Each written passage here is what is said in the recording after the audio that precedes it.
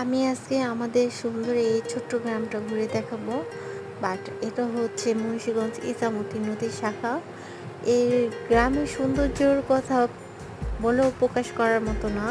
যারা গ্রামে থাকে তারাই জানে গ্রামের বিশুদ্ধ বাতাস আর প্রাকৃতিক সৌন্দর্য এবং সবুজ গাছপালা এগুলো দেখতে যে কত সুন্দর লাগে। এখন মূলত বর্ষাকাল চলতেছে, চারিদিকে পানি আর পানি।